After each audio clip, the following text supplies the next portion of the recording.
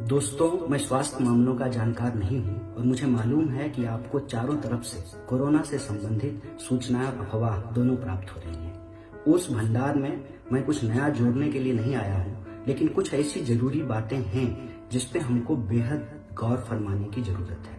सबसे पहली बात तो यह है कि सरकार ने जो अपील किया है कि लॉकडाउन को पूरे तरीके से लागू किया जाए। सरकार के इन दिशा निर्देशों का और स्वास्थ्य मामलों के जानकार जो लोग हैं उनके बताए उपायों और सुझावों को लागू करने की जरूरत है।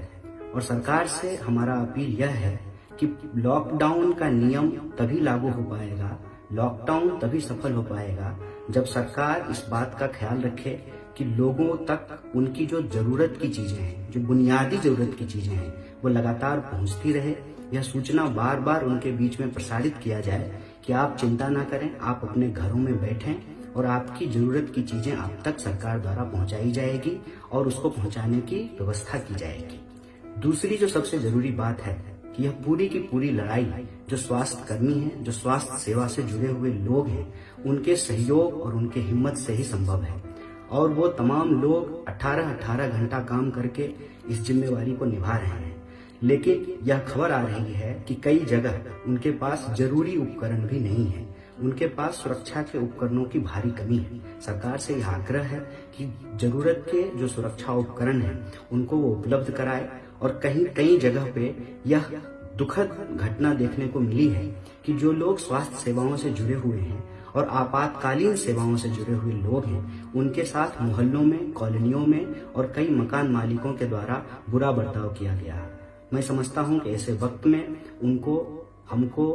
प्यार देना चाहिए, सम्मान देना चाहिए। जो देश को बचाने की कोशिश कर रहे हैं उन तमाम स्वास्थ्य कर्मियों को, डॉक्टरों को और आपातकाल की सेवा में लगे हुए लोगों को सलाम करना चाहिए। और तीसरी बात कि व्हाट्सएप यूनिवर्सिटी बहुत पहले से ही वर्क फ्रॉम होम कर रही है और तमाम तरह की गलत सूचनाएं, टोना टोटके, अफवाह ये लोगों तक पहुंचाया जा रहा है। इसीलिए आज जब विपरीत परिस्थिति में हमको और आपको वर्क फ्रॉम होम करना पड़ रहा है, हम इस बात को एक नियम बना लें कि कम से कम दिन में एक बार हम इस बात को चेक करेंगे कि हमारे घर के बच्चे और बुजुर्ग के पास कोई ऐसी सूचना तो नहीं पहुंच रही है, कोई ऐसा उपाय तो उनको नहीं बताया जा रहा है जिससे कोरोना से लड़ने के नाम पर वो किसी और बीमारी के शिकार हो जाएं। जब कोरोना से हम लड़ रहे हैं, इसका यह मतलब नहीं है कि और सारी बीमारियां हमको नहीं हो सकती है। और अगर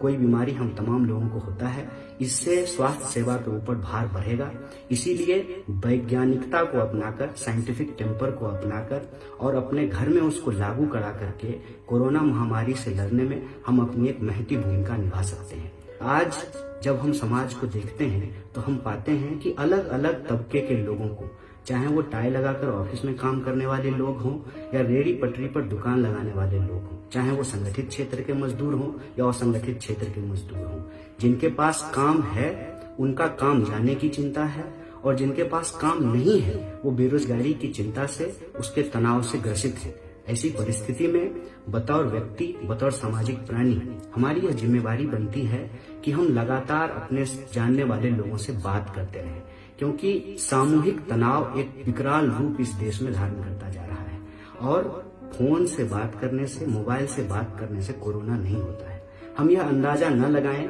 कि अगर हमारा दोस्त इंस्टाग्राम पे हंसता हुआ फोटो डाल रहा है तो उसके जीवन में कोई समस्या नहीं है। खास करके उन लोगों से हम लगातार बात करें जो तनावग्रस्त हैं विभिन्न कारणों से,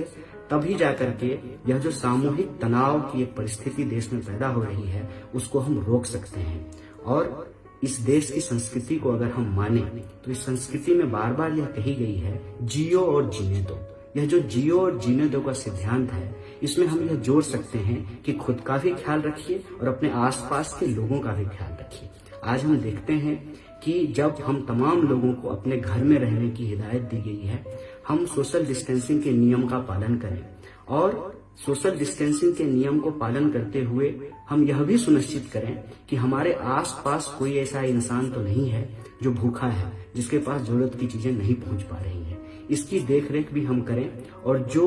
हेल्पलाइन नंबर जारी किया गया है उसका इस्तेमाल करके जो सरकार के द्वारा सहायता उपलब्ध कराने की कोशिश की जा रही है, उन संसाधनों का इस्तेमाल करके हम ख्याल रखें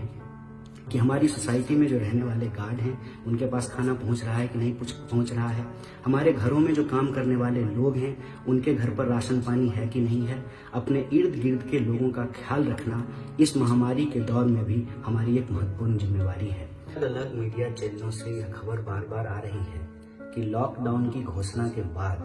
खास करके जो गरीब तबके के लोग हैं, जो मजदूर हैं, उनके बीच में एक पैनिक सिचुएशन क्रिएट हुआ है। जो जहां पर हैं वो किसी भी तरह से अपना घर परिवार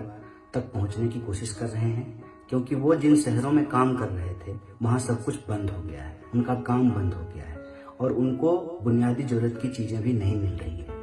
और तमाम जो यातायात के साधन हैं वो भी बंद कर दिए गए हैं। यह खबर देखने को मिली है कि लोग सैकड़ों किलोमीटर पैदल चल के अपना घर पहुंचने की कोशिश कर रहे हैं। रास्ते में उनको खाना नहीं मिल रहा है, छोटे छोटे बच्चे हैं जिनको खाने को नहीं मिल रहा है। उनका यह मानना है कि दूसरे शहरों में भूखे मरने से अच्छा है कि किसी तरह अपने गांव पहुंच जाए। इसीलिए हम देश की सभी राज्य सरकारों से और केंद्र सरकार से भी अपील करते हैं कि जो मजदूर जहां तहां फंसे हुए हैं, या तो उनके लिए खाने पीने की, दवाइयों की और बुनियादी सुविधाओं की व्यवस्था करें, और जो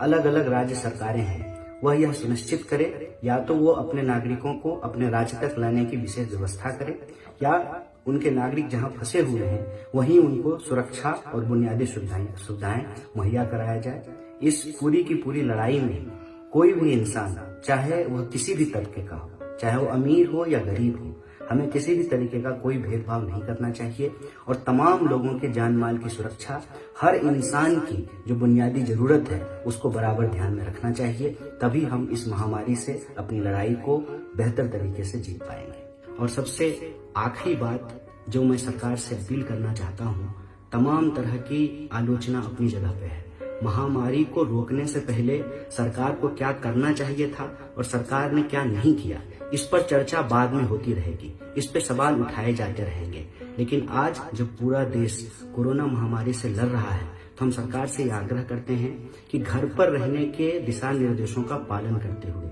सोशल डिस्टेंसिंग के नियम को मानते हुए, अगर सरकार को यह जरूरत महसूस होती है कि स्वास्थ्य के सेवाओं में, स्वास्थ्य के मामलों के जानकार ही अपनी भूमिका निभा सकते हैं, लेकिन उसके अलावा जहां जहां वॉलंटियर की जरूरत है, जरूरी चीजों को एक दूसरे के बीच में पहुंचाने के लिए, सही सूचना लोगों तक पहुंचाने के लिए, किसी भी तरह के काम में अगर यूथ वॉलंटियर की जरूरत है, हम अपनी तरफ से सरकार से यह अपील करते हैं कि सामाजिक संगठनों और जन संगठनों के जो कार्यकर्ता हैं, जो युवा कार्यकर्ता हैं, उनसे सहयोग लेकर के यह जिम्मेवारी निभाई जा सकती है। और हम युवाओं से भी यह विशेष अपील करना चाहते हैं कि आप घर पर रहने की हिदायत को मानते हुए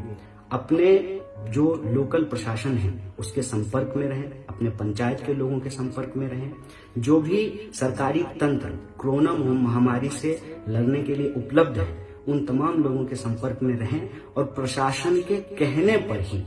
आप वॉलंटियर के रूप में अपनी भूमिका निभाने के लिए हमेशा तैयार रहें, तत्पर रहें और याद रखें, जब तक प्रशासन ना कहे तब तक अपने घर पर बने रहना और अपने आसपास के लोगों का ख्याल करना, फोन के द्वारा अपने परिचितों और जानकारों का खुशकुशल क्षेम पूछना और इन तमाम तरह की कोशिशों को एक साझी लड़ाई का रूप देकर के ही हम कोरोना महामारी से लड़ सकते हैं और कोरोना महामारी को हरा सकते हैं। बहुत बहुत धन्यवाद, बहुत बहुत शुक्रिया।